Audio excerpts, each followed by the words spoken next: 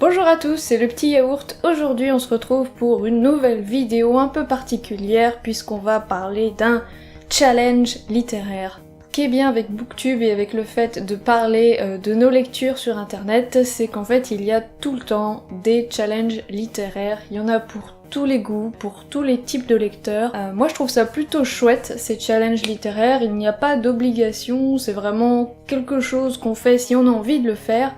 Mais surtout ce que j'aime bien c'est que ça permet de vider un peu sa pile à lire et de lire les livres qui dorment un peu depuis trop longtemps dans sa bibliothèque. Et on va pas se mentir, on est tous comme ça, on a tous plein de livres qu'on n'a toujours pas lus depuis plusieurs mois, voire plusieurs années carrément. Donc moi c'est comme ça que je vois la chose, j'aime bien prendre des livres que j'ai déjà. Bref, l'année dernière je vous avais fait le Cold Winter Challenge, donc qui est un challenge littéraire sur le thème du froid et de Noël, des fêtes de fin d'année. Donc je le referai évidemment cette année. En dehors de ça, moi j'avais déjà préparé ma petite pile à lire pour l'automne, puisque j'avais vraiment envie de lire des thrillers, des livres d'horreur, des livres fantastiques, sur le thème d'Halloween ou non, avec des monstres, des créatures, des fantômes, voilà, des lectures vraiment d'automne. Du coup j'avais déjà préparé pas mal de livres quand je suis tombée sur le Pumpkin Autumn Challenge, qui a été créé par la chaîne du Terrier de Guimauze, dont je vous mettrai le lien dans la description avec le lien de sa vidéo sur le challenge si ça vous intéresse. Le principe est le même que pour le Cold Winter Challenge, on va voir 3 menus différents dans lesquels on retrouve à chaque fois 2 catégories pour lesquelles il faut lire un livre de chaque catégorie et après c'est à nous de choisir si on veut un menu, 2 menus ou les 3 menus, soyons fous. Donc récapitulons, un menu 2 livres, 2 menus 4 livres et donc 3 menus, ça fait donc 6 livres. Vu que j'ai beaucoup de livres à lire, je me suis dit que j'allais prendre les 3 menus, et comme je n'aime pas trop m'imposer des lectures trop à l'avance, je me suis dit que j'allais me laisser une petite marge de manœuvre en choisissant à chaque fois 2 livres par catégorie, donc du coup on en est à 12 livres, dans lesquels je piocherai que 6 livres. Voilà. Ou alors je lirai tout si je suis vraiment en forme. Le petit truc sympa, c'est que les BD, mangas, comics et beaux livres sont acceptés dans le challenge. Et donc le challenge commence du 1er septembre au 30 novembre, donc je suis déjà en retard, en tout cas pour filmer la vidéo, mais j'ai déjà commencé le challenge. Je vais donc vous présenter sans plus attendre ma pile à lire. Le premier menu s'appelle l'automne frissonnant. La première catégorie s'appelle Hurlons dans les bois, et donc là l'objectif c'est de lire un thriller ou un livre d'horreur, vraiment quelque chose qui fait vraiment peur, ou qui est très angoissant. J'ai donc choisi le chuchoteur de Donato Carisi, et vous voyez que je l'ai déjà commencé, donc c'est ma première lecture du challenge. Gros best-seller, tout le monde en a parlé quand il est sorti, j'en ai entendu que du bien, et en plus ça faisait une éternité que j'avais pas lu un thriller, donc vraiment... Et pourtant j'aime bien les thrillers, mais c'est vrai que j'en lis pas souvent, bref. Là on va être sur une histoire de serial killer, sur des petites filles kidnappées qu'on va retrouver coupées en morceaux, voilà, des trucs sympas comme ça, moi j'aime bien. Sinon dans cette même catégorie, j'avais aussi mis une option sur Joyland de Stephen King. Il faut lire un livre de Stephen King en automne. Moi je suis toujours dans mon délire de lire tous les livres de Stephen King, j'en ai encore beaucoup à lire. Là on va être sur de l'horreur, de la fête foraine, des clowns, en plus le film Ça va bientôt sortir au cinéma, je crois en septembre, oui. Donc je pense que c'est la bonne période pour le lire. La seconde catégorie s'appelle la crypte des morts vivants. Et là on est plus sur des lectures qui vont parler de zombies, de monstres, de créatures, de fantômes, de possessions, ce genre de choses. Du coup j'ai choisi évidemment Frankenstein de Mary Shelley. C'est un classique, je pense que c'est vraiment l'occasion rêvée de le lire, évidemment ça rentre complètement dans la catégorie, hein, monstre, Frankenstein, voilà. Ma deuxième option c'est L'étrange vie de Nobody Owens de Neil Gaiman. Oui, je crois qu'à chaque vidéo je vais vous parler de Neil Gaiman, c'est inévitable. Là on va être sur une histoire avec un enfant qui vit dans un cimetière et qui rencontre évidemment des fantômes. Apparemment ça se passe à Londres et il y a aussi Jack l'Éventreur qui rôde dans ce roman. Donc ça me semble tout à fait parfait aussi. Et évidemment Neil Gaiman, pareil, j'ai envie de lire tous ses romans. Le deuxième menu c'est l'automne, douceur de vivre. Et la première catégorie c'est creepy, spooky, Halloween. Et donc là il s'agit encore de se faire un petit peu peur, mais pas trop. Vraiment faut que ce soit assez soft, que ça parle d'Halloween ou non, c'est comme on veut. Du coup, mon premier choix s'est porté sur le Carnaval au Corbeau, le tome 1 par Anthelme Hochkorn. Rien qu'à voir la couverture, on sait que ça rentre complètement dans la catégorie Halloween, fête foraine, carnaval, des corbeaux, le monde des esprits, un livre magnifique, avec en plus des dessins dedans, superbe aussi, enfin c'est un très bel objet, il me tarde vraiment de le lire. Mon deuxième choix c'est L'Arbre d'Halloween de Ray Bradbury. Ray Bradbury c'est l'auteur de Fahrenheit 451.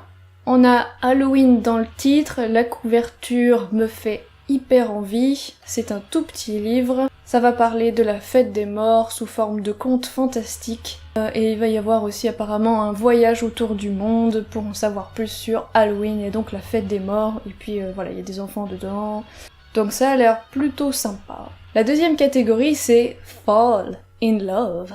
Et donc là il faut lire une romance ou un livre un peu doudou, je ne sais pas du tout ce que ça veut dire. Alors, les romances et moi... Alors déjà, j'en ai pas. Dans ma bibliothèque, c'est clair que j'ai pas de romance, ou alors peut-être une ou deux, mais que j'ai déjà lues. C'est vraiment pas un genre qui me passionne. Mais finalement, j'ai regardé, et dans ma liseuse, j'ai un Jane Austen. J'ai donc Le cœur et la raison, ou Raison et sentiment selon les éditions. Et donc, en théorie, donc c'est une romance. Hein. Je ne sais pas si ça va me plaire, mais bon, c'est un classique et je n'ai jamais lu de Jane Austen, donc je me suis dit que ce serait finalement pas mal de lire ça. Du coup, voilà, je n'ai pas de deuxième choix pour cette catégorie-là, je serai obligée de lire celui-là. J'espère que ce sera bien. Enfin, le troisième menu s'appelle L'automne enchanteur. La première catégorie s'appelle Légendes d'ici et d'ailleurs, et donc l'idée évidemment c'est de lire des livres qui parlent de légendes d'ici ou d'ailleurs. Merci. Mon premier choix se porte sur la mythologie viking de Neil Gaiman. Ça c'est une nouveauté 2017, il est sorti il y a pas très longtemps, et l'idée c'est que ça parle bien évidemment des dieux nordiques, Thor, Loki, Odin, etc. sous forme un peu romancée ou de nouvelle si j'ai bien compris. Ça peut être pas mal pour se mettre en bouche pour Thor Ragnarok qui sortira bientôt je crois. Et du coup, mon deuxième choix se porte sur American Gods de Neil Gaiman. On vous a déjà parlé de la série dans une précédente vidéo, donc je vous invite à aller la voir. Du coup, voilà, j'avais adoré la série, un énorme coup de cœur, série préférée de cette année pour sûr. Très envie de lire ce roman qui du coup, voilà, parle de dieux.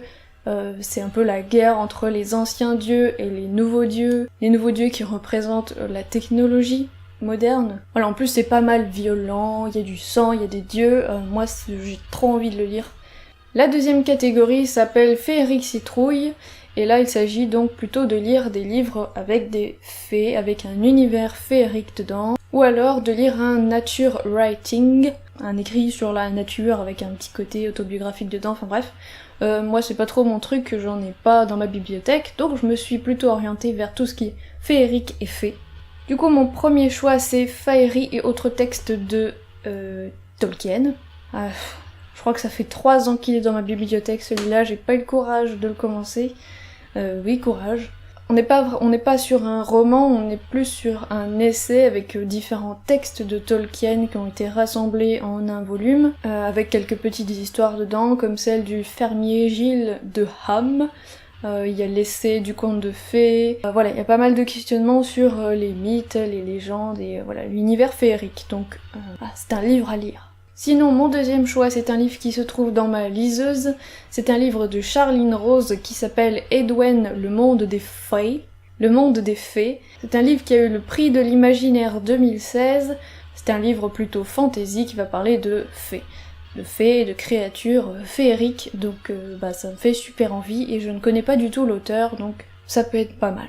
Donc voilà pour mon choix de lecture pour ce challenge, et sinon je me suis réservé un petit bonus aussi pour cet automne, c'est ce magnifique livre sur Guillermo del Toro. Alors le titre, il est un peu long, ça s'appelle « Dans l'antre avec les monstres, mémuses, reliques et autres fétiches ». Si ce livre est aussi beau, c'est parce qu'il est de chez Hugin & Munin, et on sait qu'ils font des livres super beaux.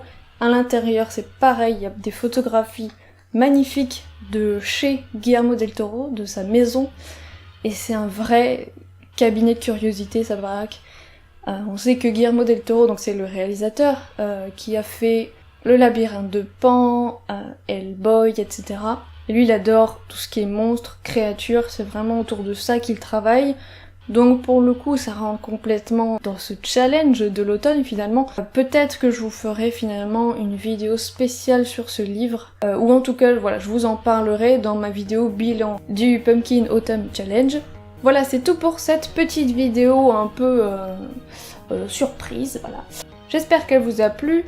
Si vous avez envie, n'hésitez pas à participer au challenge. Donc n'hésitez pas à regarder dans la description pour voir les liens de la vidéo de Gizmoz, des livres que j'ai choisis pour lire leur résumé, puisque j'en ai parlé assez rapidement. En attendant, n'oubliez pas de mettre un petit pouce bleu si vous avez aimé la vidéo, n'oubliez pas de vous abonner aussi pour ne pas rater les prochaines vidéos de la chaîne. Vous pouvez aussi nous suivre sur les réseaux sociaux, Facebook, Twitter, etc. On se retrouve très bientôt pour une prochaine vidéo, je vous fais des gros bisous. Quand je... Bah... Bon... Le petit truc... Mouche, mouche... Je vous présente... Je vais vous... de... Ah... Il y a une mouche qui arrête pas de passer devant l'objectif, qu'est-ce que je fais? Étrange vie de monsieur Nobody... Non, il n'y a pas de monsieur. Je pense que voilà, ça raconte un peu que... Ça raconte...